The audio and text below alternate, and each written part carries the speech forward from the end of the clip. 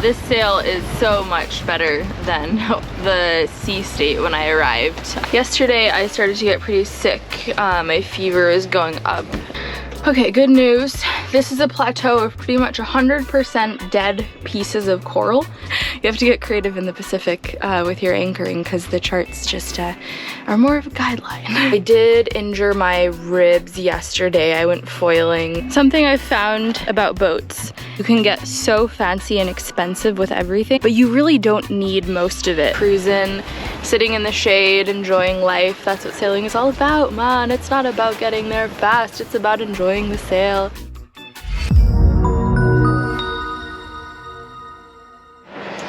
I am getting ready to leave the beautiful Tana to sail up to Portavilla. I still need to clear biosecurity. I've been in Vanuatu over a week now, and they told me that whenever I get to Portavilla, that's where I do biosecurity because they can't do it here, but I've checked in with customs and immigration, so that's all good. It's about 140 miles to get up there. This is New Cal. This is Vanuatu. Right now I'm in Tana. This is a very cool little anchorage. Look, it's this little fuchu. So I'm gonna go out here, and then Portavilla is here, but the wind is southeast, so I'm actually gonna have to go out and around this island because there's a huge wind shadow. So that adds about 15-20 miles onto the trip. So I'm gonna kind of go due north, running dead downwind to get to here. And Portavilla is cool, so it looks like it's kind of a double reef situation. It's super deep, this is in meters, but then the real place you can go is through here, and then I think this is the big town, and there's moorings and stuff. Olivia is somewhere here, so that's where I'm gonna go. That's where the market is and biosecurity, and then from there we're gonna head further north through all of, this is basically the cruising grounds. The other reason I'm leaving today is that whoa, okay, I put colored zinc on, but I'm not quite tan enough for it to match my face, so I look kind of weird. Dan has been really sick for the past 4 days, and I feel like I'm starting to get sick, and the only thing that was fixing him was antibiotics. He had a really high fever. There's no doctor on this island, and I don't have antibiotics on board, so I have to go to this next island to be near a doctor in case I continue to get sick in a way that I need antibiotics. So it's a very exciting passage. I'm not feeling awesome, but I'm leaving anyway. It's gonna be a 1.5 day sail, and I'm just taking it. It's a very, very slow getting ready. Once I'm out there, life is good because I can just, you know, set up the wind vane and lie down. So shouldn't be that hard. Hardest part will be getting in. That's future Holly's problem.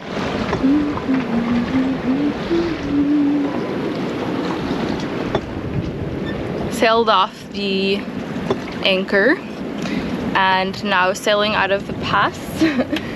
It's such different conditions now than it was when I got in here in the nighttime with 30 knots of wind. I have full head sail, 1 reef in the main just because I'm taking it easy. This is coming up to the spot where my engine wouldn't start last time and I had to go back out to sea. So this is where I was when my engine wouldn't start before. You can see it's 0.1 miles across this little gap, and that's where I was getting set down onto this reef here. Pretty hardcore shit, but now I'm just zooming out here just fine, making that nice angle, and then I'll be on this tack for quite a while, I think. This sail is so much better than the sea state when I arrived. I have the waves on the beam, but they're cute little buddies. Nothing is crashing into the cockpit. Occasionally I'll get like a tiny drop of spray, but that's it. Nice wind. I have a reef in the main and the working jib.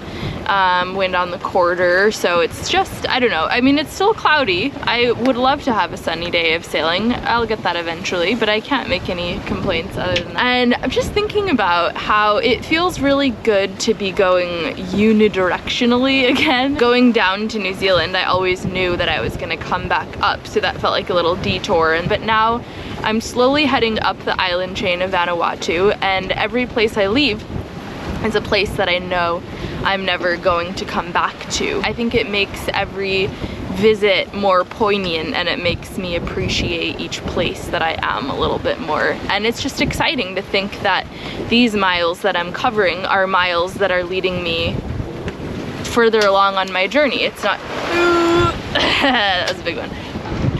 You know, as special as Tana is, it got hit really hard by it, kind of like a bam bam punch of cyclones this past year.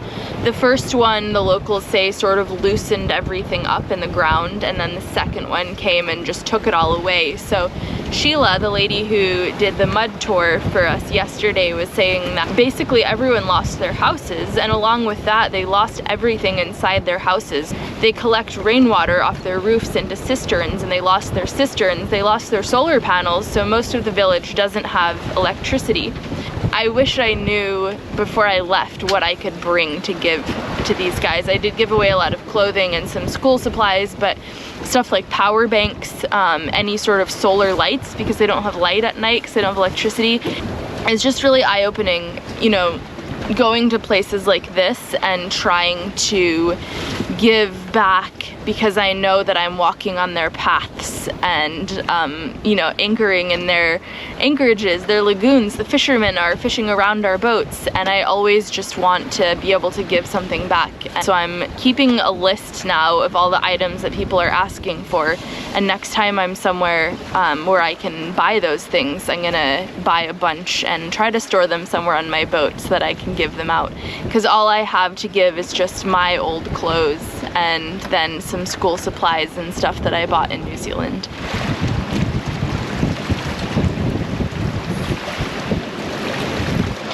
Morning, afternoon. Yesterday I started to get pretty sick. My fever is going up, and basically just spent the whole night in this weird sleep. I didn't really get up much. I probably woke up about 3 times, maybe 4 throughout the night to check my course, and each time I'd wake up from this really deep sleep and be super disoriented. Like, I didn't realize I was on a boat. I didn't know where I was, and I was like, oh, I'm at sea, I'm underway. And then I had to put up the whisker pole, and I had to keep taking rests from putting it up. I put it up and I just completely messed up the entire thing, so I had to take it down again and redo it, and then I still didn't do it well, but I didn't realize and went to bed, and the sail was just making this horrible noise for ages. And apparently you do need a bit of a brain to sail. I always thought, oh, that it was something that you could just do without thinking, but apparently not. Luckily it was a pretty easy night. Today I feel a bit better, but I'm getting close to Portavilla now, so I need to start paying more attention to my course. Also, my full liter water bottle, I hit a big wave and it flew off and hit me in the face on the lip. Ooh. Just a couple hours left until I get in. I'm gonna get in before sunset, which is awesome. And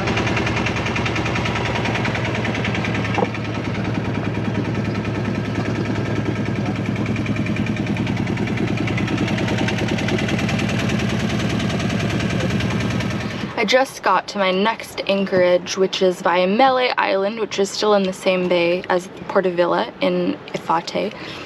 There's a fire show for the tourists tonight, and you can either go by land or you can take your boat and anchor by the island and then dinghy in. So obviously that is the more fun decision. Uhuru is coming up today. Okay, so the town anchorage was noisy, polluted. The nightclub noise went until 6:30 in the morning, which honestly was more impressive than annoying. And I didn't film any of it because I was just feeling so out of it. I'm finally feeling better today. Yeah, so the last thing I had to do was clear biosecurity, which I couldn't do in Tana. And so it was kind of this weird, in an industrial wharf place in what looked like a derelict abandoned building. There's this guy mixing cement in front of a pile of garbage, and I was like, hi, I'm looking for biosecurity. And he said, oh, it's the building that I'm mixing the cement in front of that looks like it's abandoned. The biosecurity guy was really, really friendly, really nice, easy experience. Right now I'm here on Ifata, up in this corner by Mele Island. And this is what happens when you accidentally leave your tracking on and go into town. Wait, this is funny. This is the grocery store. And up and around in through here, which looks kind of fun. Probably some current, so hopefully I hit it on an incoming tide, but we'll see. And then there's a little anchorage right here, Port Havana. Super protected, as you can see from all sides. It should be really flat. Apparently it's really nice. We no wind today, so I'm going to leave the sunshade up. I'm going to put the tiller pilot on, and I'm just going to have a chill motor. I did injure my ribs yesterday. I went foiling with Dan and some friends, and I was starting to get the hang of the foil, so I thought it would be funny to go really fast and try to make me fall, and I did. Dan is coming over in about 20 minutes to up my anchor for me and put the dinghy on deck for me, because it's pretty painful to do anything, and it's the kind of injury where if I rest it for 4 or 5 days, then it'll get better really quickly, and if I push it and keep trying to do stuff otherwise, then it's just never gonna heal.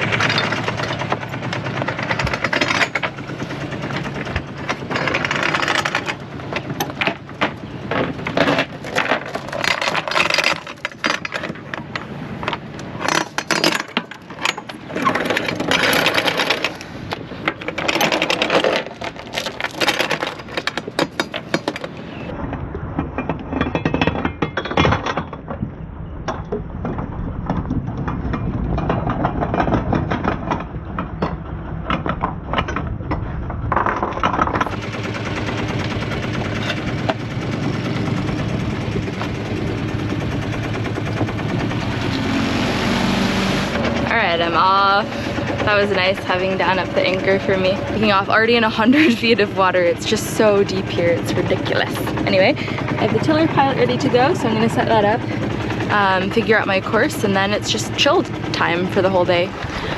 I'm about halfway there, and 10 minutes in I turned off the engine because the wind just filled in, and I've been sailing for a couple hours now. It's very, very nice. I have the tiller pilot on, so I don't have to worry about keeping a course because, you know, the wind vane doesn't like to work around shore. And I've left the sunshade up. I'm just sailing with my head sail, not really in a hurry. As long as I go more than 3 knots, I'll get in before sunset. That is the only thing that I have going on for today. So I'm just going about, I don't know, 3.5 to 4.5 knots, cruising, sitting in the shade, enjoying life. That's what sailing is all about, man. It's not about getting there fast, it's about enjoying the sail.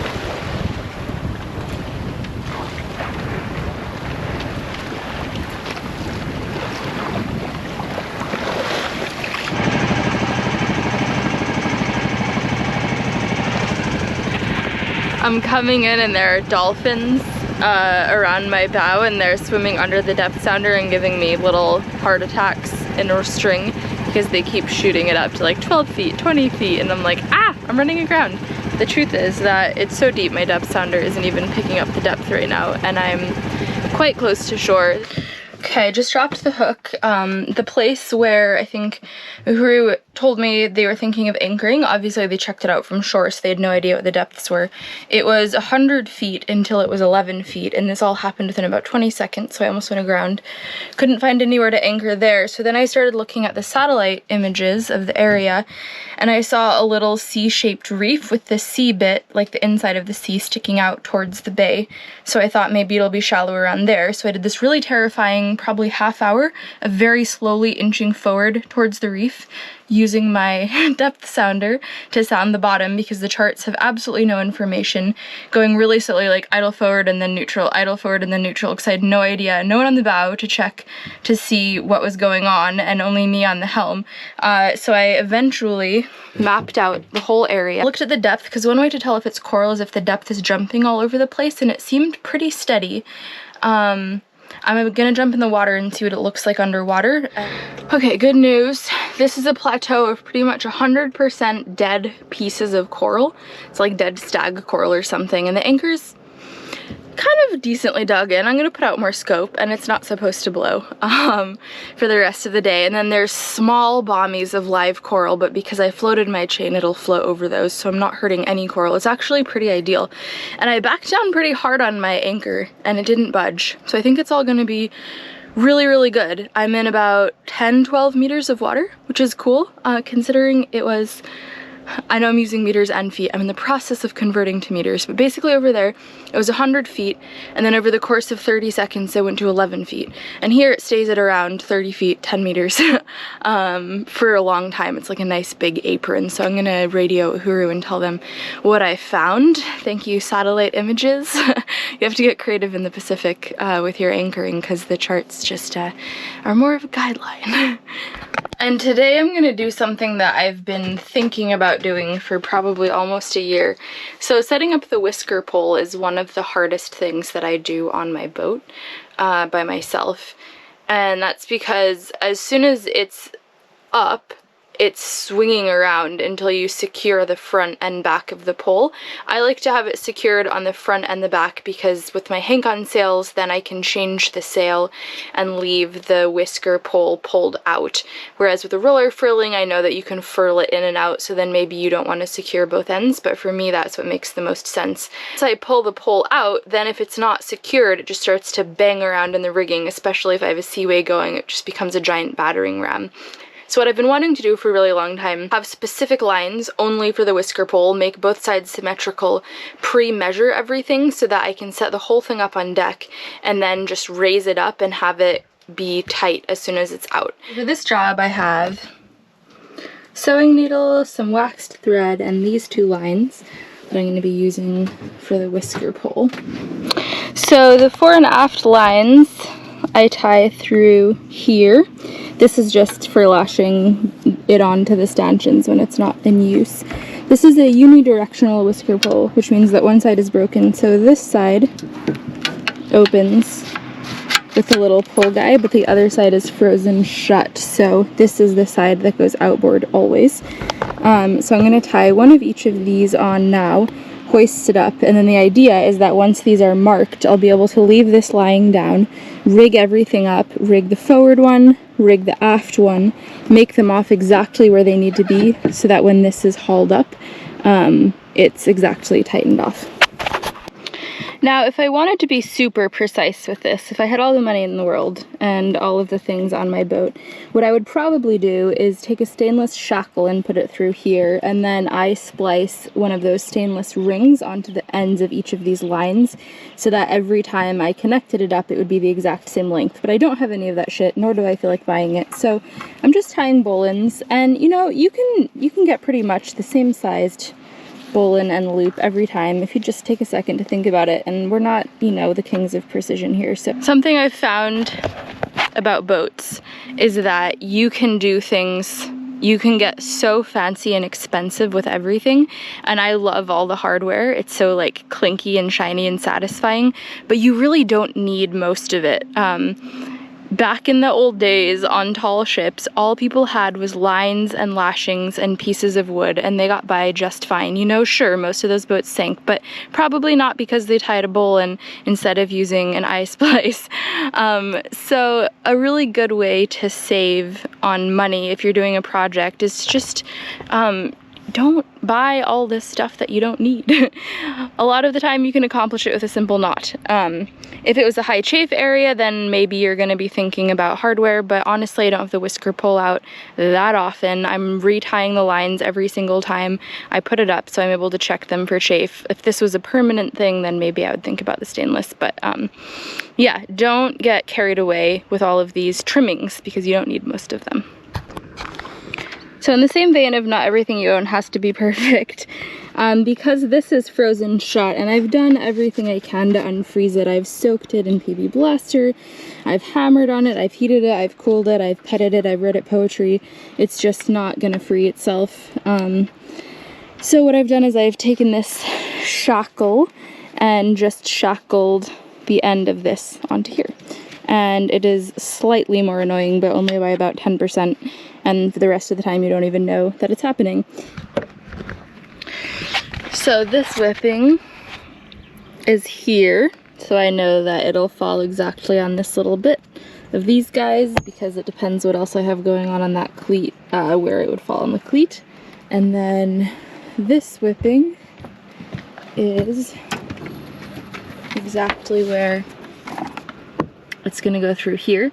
And then the good thing about this is that it's not precise, right? So once it's up, as long as it's secured enough that it's not gonna whip around and destroy my rig or my sail, then I can go back and tighten and adjust as I see fit. But this is going to make a huge difference. So the idea is that I'll get all of this set up before I raise the pole and then just zip it up and it'll be zipped up into place. Now, there are a lot of ways to do this. I spent some time with a friend who had a racing boat, and the way that she did it was that everything was led aft. So the forward line was led all the way forward through a block, and then it ran along the deck back to the cockpit. The halyard for raising the pole was led back to the cockpit, and then of course the line for pulling it aft was led back to the cockpit, and then you can do all of that at once. So that's another valid option. The reason I don't like that is because I don't like having too many lines running around on my deck. I like a nice clean deck. The other thing is that one person, two hands, you're talking jib sheet, you're talking aft line, you're talking forward line, you're talking halyard. And also, yeah, I mean, it's just a lot of lines to deal with at the same time. So for me, single-handing, I like to keep everything as easy as possible. So I'd rather preset it all while it's on the deck, static, nothing's moving, there's no wind in the sail, and then just raise one line and have it good to go. Thanks for watching this week's episode. I'll turn off the fan.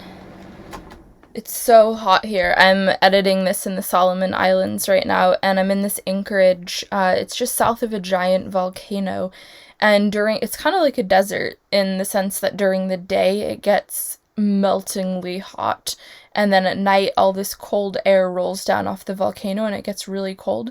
So by day I'm just dripping in sweat as I'm working on my boat, and then at night I use a wool blanket and a sheet to cover myself. If I had to choose, I would definitely choose like having a good amount of sleep with it being cold at night. But it's just every day that I spend here I get colder at night because my body keeps adjusting to the heat during the day, so it's kind of fun. I'm gearing up for my passage to Australia right now, which is kind of fun and exciting and scary because it's big waves out there. So I've just been sitting in the same anchorage for the past week, getting my boat ready, doing a bunch of cleaning, and doing some edits so that when I'm at sea, they can be already uploaded and scheduled and good to go, because I don't have any internet connection when I'm at sea. I'm not one of those cool Starlink boats. Maybe I'll get a fridge first and then start thinking about Starlink. But anyway, yeah, so thanks for watching. I put out new videos every 2 weeks on Mondays, and for my patrons, you guys get snacks on the weeks that I don't put out full-length YouTube video. The snacks are, sometimes they're just real-time updates of what I'm doing because my videos lag behind real-time. Sometimes they're special requests to see the way I do things on my boat. Sometimes they're just random little things that come out of my head that I feel like I have to share. So that's really fun. Thank you so much to all of my patrons who are supporting me and helping make this trip possible. If you'd like to become a patron, my Patreon is patreon.com/windhippie. For one-time donations, I have a PayPal, paypal.me/windhippie, and that's like the money that you guys give me is what I survive on and what allows me to continue sailing and to continue creating content so that you guys can follow along. Thanks for watching. This video is sort of, I don't like to show complainy things, so sometimes I edit out complete sections where I hurt myself or where I get sick, but I was talking to Dan on the phone this morning because Uhuru's in Papua New Guinea. We've parted ways for a month, and he said, no, you should share all this stuff because it is part of solo sailing. It's a whole part of it, is that if you get sick, you're by yourself and you still have to sail your boat. It's not like you can say to the other person, like, hey, you're gonna need to take over from now. So it is actually something that I think about a lot. Like, what happens if I get sick and I'm at sea? I'm still gonna have to sail the boat. If I get really sick, do I heave to rest it out? Like, I don't know. Anyway, I do have antibiotics on board now.